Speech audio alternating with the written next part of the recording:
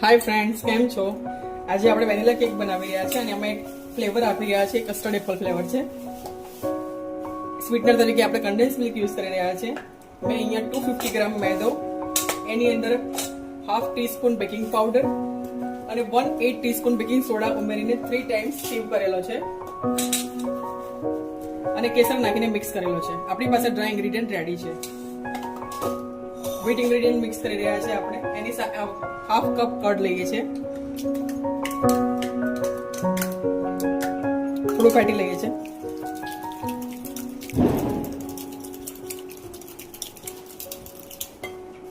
Sweetener તરીકે condense milk use કરી રહ્યા છે.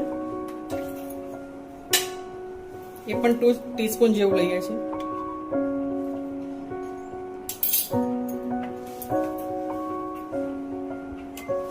वन फोर्थ टीस्पून देसी घी લઈ રહ્યા છે.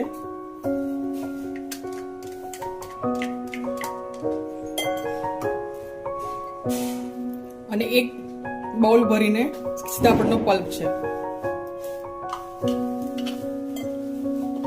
વેટ ઇન્ગ્રેડિયન્ટ મિક્સ કરીએ છીએ.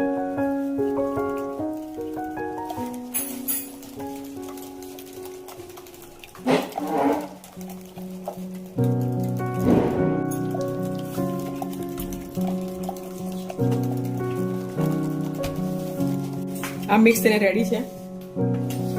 હવે આપણે ટીન ગ્રીસ કરીને રેડી રાખ્યું છે અને સૌ પ્રથમ પ્રીહીટ કરી લઈશું.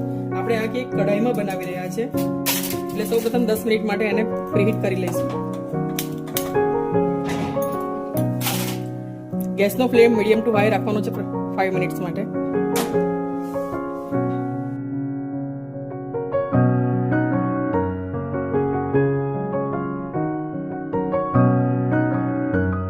One 4 teaspoon milk powder add કરી રહ્યા છે. બંધ કરી, 2 મિનિટ તૂટી ગયું. મિલ્ક પાવડર એડ કર્યો છે આપણે, મિક્સ કરીએ છીએ.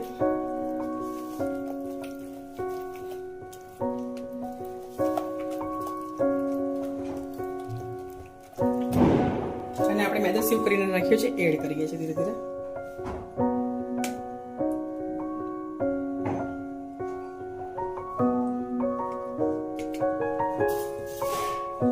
હવે આપણે જ્યારે કોઈ પણ ફ્રેશ ફ્રૂટથી કેક પ્રિપેર કરીએ ત્યારે એનું બેટર રનિંગ નથી રાખવાનું.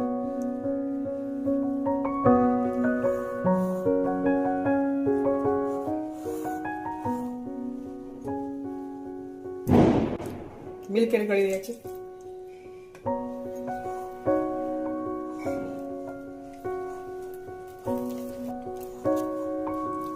હોટ એન્ડ ફોલ્ડ મેથડથી મિક્સ કરીએ છીએ આપણે.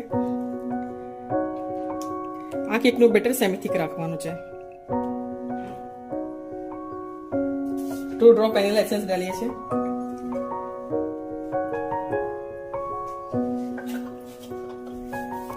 મિક્સ કરીએ છીએ. આપણું સેમી થીક બેટર રેડી છે. આ ટાઈપનું બેટર રાખવાનું છે, બ્લોક્સ ટાઈપ.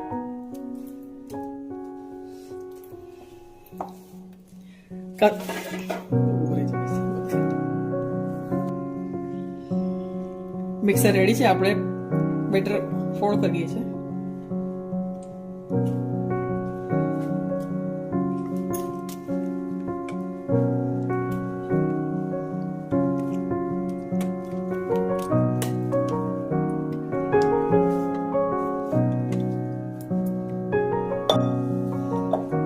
ટેપ કરી લઈએ છીએ.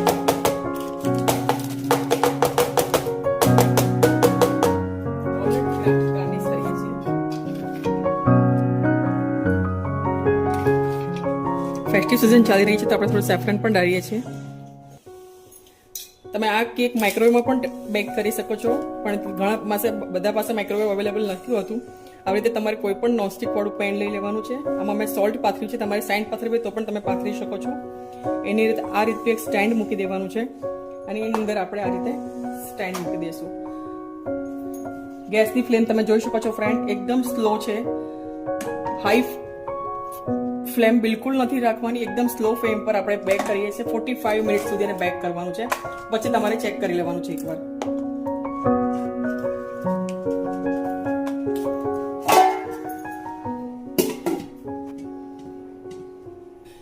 45 મિનિટ સુધી આપણી કેક પ્રિપેર થાય છે ત્યાં સુધી આપણે ઇન્સ્ટન્ટ રબડી રેડી કરી લઈએ. એના માટે સૌપ્રથમ યુટેન્સિલ ક્લીન કરીને 2 ટીસ્પૂન જેવું પાણી અંદર રાખવાનું છે, ત્યાંથી તમારું દૂધ બળશે નહીં નીચે. ઇન્સ્ટન્ટ રબડી બનાવી રહ્યા છે એટલે ફ્રૂટ ફાઇટ ક્રીમ જ મિલ્ક જ યુઝ કરવાનું છે. 750 ગ્રામ જેટલું આપણે મિલ્ક લીધું છે અત્યારે.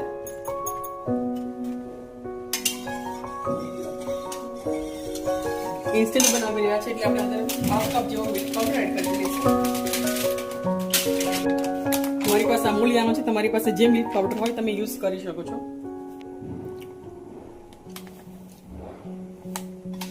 મિક્સ કરી લઈએ.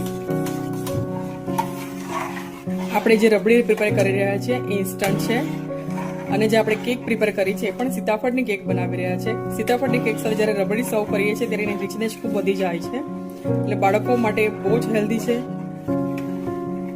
અને અત્યારે આમ પણ એની સિઝન ચાલી રહી છે તો આપણે એ ફ્લેવર આપી છે. અત્યારે 10-15 મિનિટમાં આપણું કેક રબડી રેડી થઈ જશે. તમે જોઈ શકો છો ફ્રેન્ડ્સ, 45 મિનિટ્સ પછી ટૂથપીક કે તો નાઇફ લઈને ચેક કરી લેવાનું છે.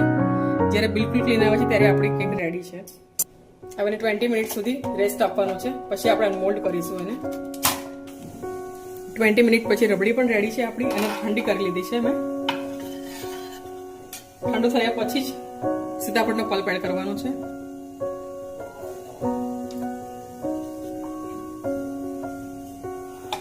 અને ડ્રાયફ્રૂટ એડ કરીએ છીએ. આપણી સીતાફળ રબડી રેડી છે. હવે આપણે ફાઇનલ સર્વ કરીએ છીએ. તમે જોઈ શકો છો ફ્રેન્ડ્સ, આ રબડી આપણી સીતાફળ રબડી રેડી છે.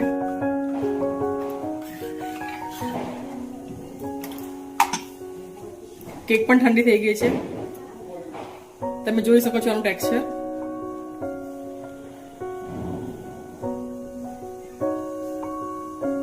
સર્વ કરીએ છીએ આપણે.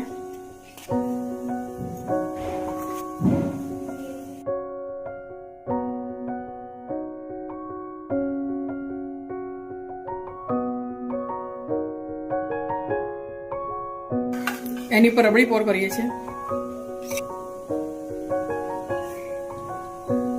કેક વિથ સીતાફળ રબડી રેડી છે. ચાંદીના વર્કથી ગાર્નિશ કરીએ છીએ.